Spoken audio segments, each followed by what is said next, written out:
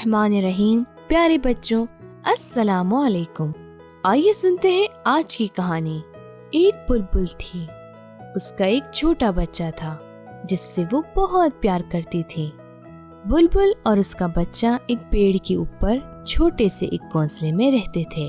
बुलबुल रोज अपने बच्चे के लिए खाने पीने की चीजें लाती थी और उसे बताती थी कि खुदा ने इनके लिए क्या क्या चीजें पैदा की हैं। बुलबुल के बच्चे ने अब तक बहुत सी चीजें खाई थी, लेकिन कभी कोई फल नहीं खाया था। एक दिन बुलबुल अपने बच्चे के लिए स्ट्रॉबेरी लाई। उसके बच्चे को स्ट्रॉबेरी बहुत अच्छी लगी और उसने स्ट्रॉबेरी खाने के बाद खुश होकर कहा,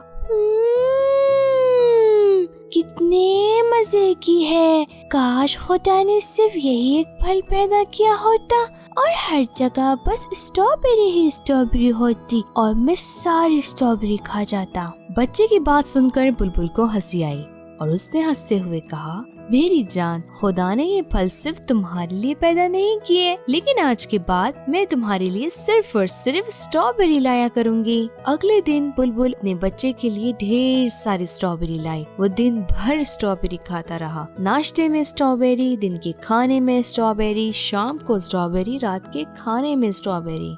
बुलबुल का बच्चा मजे से स्ट्रॉबेरी खाता और खुश होकर कहता, कितने मजे की है स्ट्रॉबेरी। रात को जब ढेर सारी स्ट्रॉबेरी खाकर बुलबुल के बच्चे का पेट भर गया तो उसने कुछ सोचते हुए माँ से पूछा, मामा, मैंने बहुत ज्यादा स्ट्रॉबेरी खा ली है, कहीं स्ट्रॉबेरी खत्म तो नहीं हो जाएंगी? अगर खत्म हो गई तो फिर स्ट्रॉबेरी कहाँ से आएगी और मैं कैसे खाऊंगा? बुलबुल को अपने बच्चे की बात सुनकर हंसी आई और उसने कहा, मेरे बेटे, तुम टेंशन ना लो, अभी तो बहुत ज्यादा स्ट्रॉबेरी पेड़ों पे लगी है और बाजार में भी ढेर सारी है। जब तुम उड़ना सीख लोगे तो खुद भी जाकर देख सकते हो और अपने लिए स्ट्रॉबेरी ला सकते हो। बुलबुल का बच्चा स्ट्रॉबेरी खाकर सो गया और रात भर ख्वाब में स्ट्रॉबेरी खाता रहा।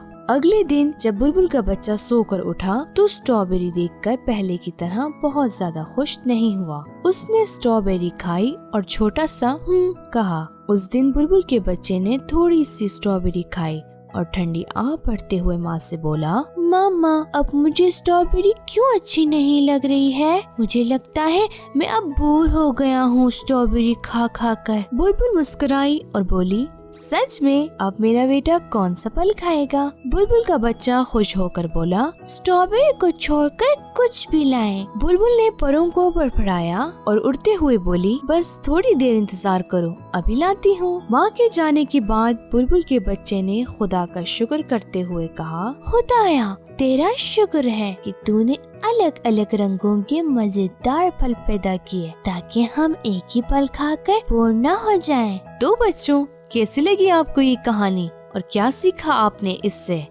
बच्चों, अपना ध्यान रखिएगा। अगली कहानी तक के लिए खुदा हाफिज।